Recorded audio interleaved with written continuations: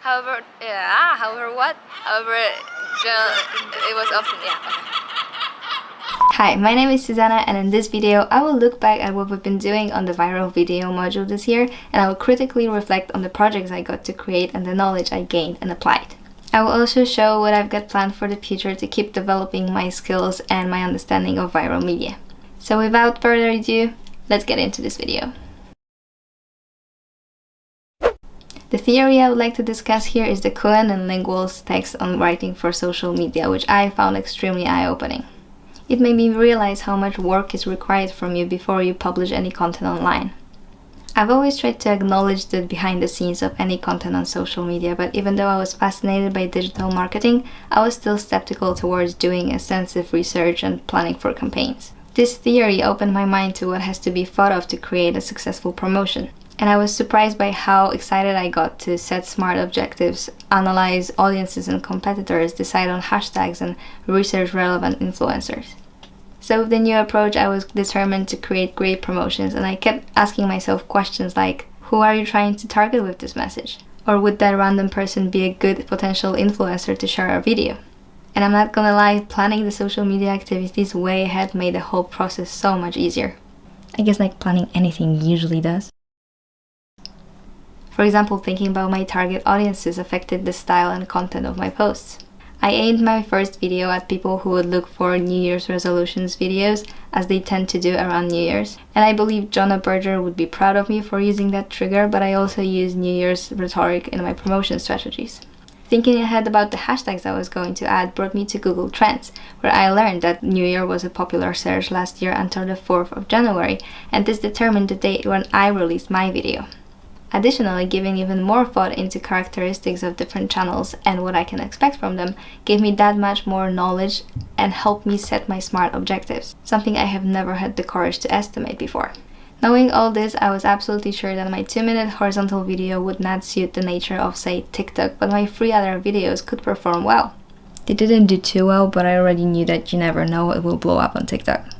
Finally, at first I didn't want to look too much into my competition because I didn't want to be influenced by their content. I also didn't want to see other creators as competitors, but rather be on the same team. But I still do think that Goleman and Lingual couldn't call this differently.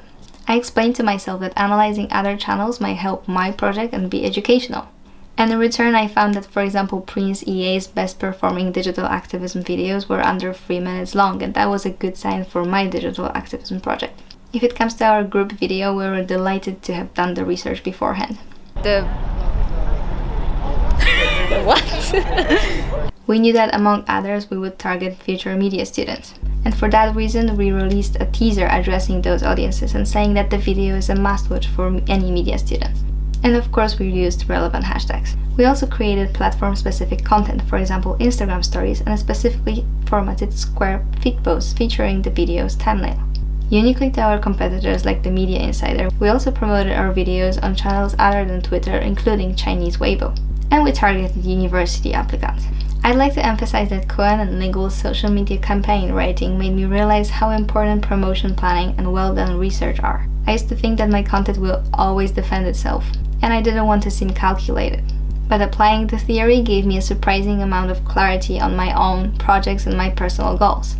I could talk about how Nayan Hemsley's theory on virality made me aware of the process behind viral content and show the peaks achieved by both of my projects, with a surprising revival of my individual video.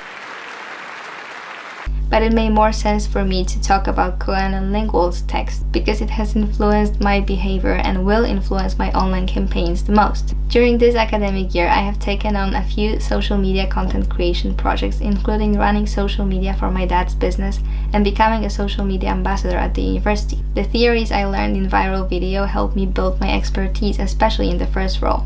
In the near future, I will continue running these campaigns, but I'm also proud to be launching my own project across social media, all about helping uni students in their academic and non-academic life, sharing advice, creating a true community, and running group support sessions. All my campaigns required a completely different approach to promotion, and I can honestly say that I wouldn't be so confident in my roles if it wasn't for this module, and especially Goleman and Lingual teaching me how to do proper research. To further develop my skills and my understanding of viral media, I will do thorough promotion and evaluate it. But since practice makes perfect, I will definitely experiment with promotional techniques to create my own wholesome comprehension of viral media.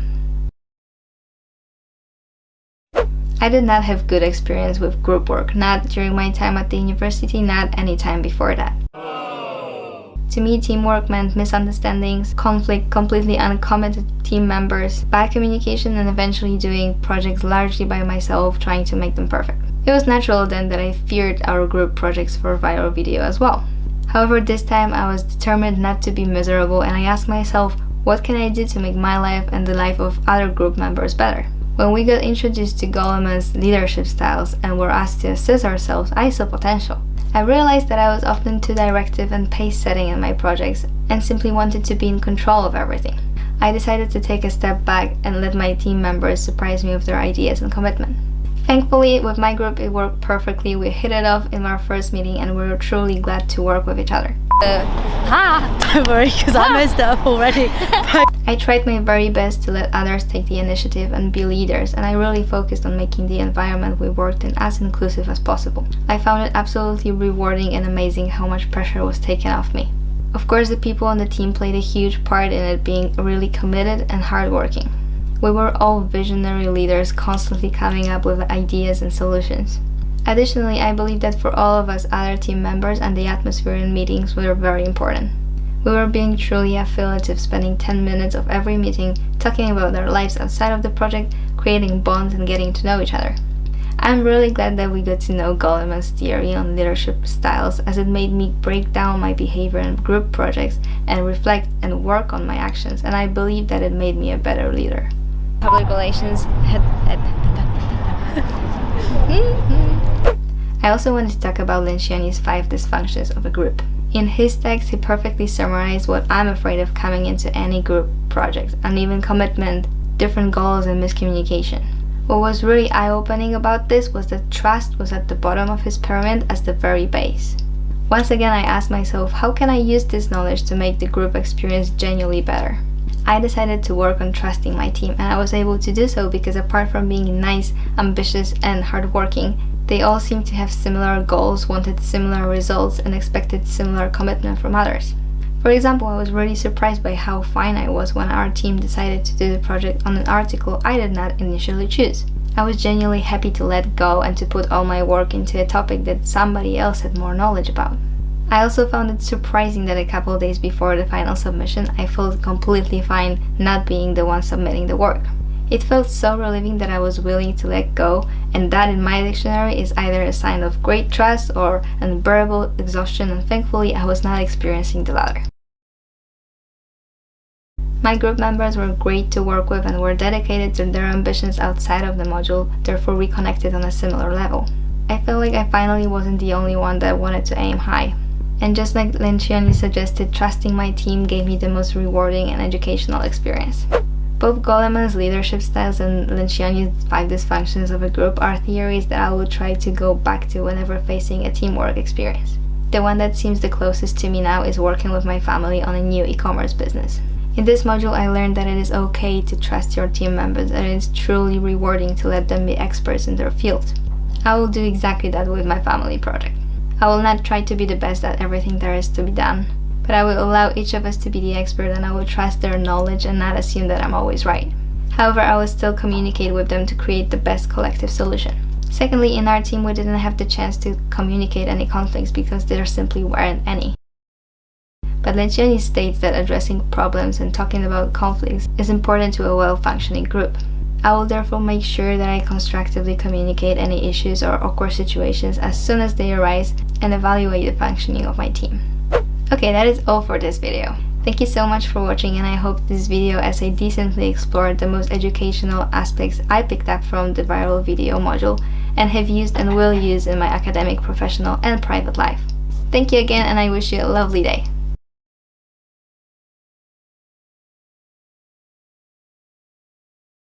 Have you heard of public relations? Have you heard of public relations? Have you heard of public relations? Why is it so hard? It was all just so for